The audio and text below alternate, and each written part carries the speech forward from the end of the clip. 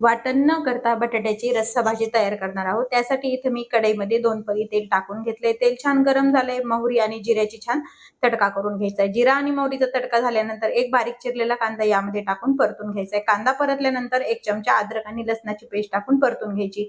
हिंग, हळद, त्यासोबतच आपल्याला यामध्ये आवश्यकतेनुसार लाल तिखट, धना पावडर, कढीपत्ता आणि काळा मसाला टाकून हे सर्व जिन्नस छान परतून घ्यायचे आहेत।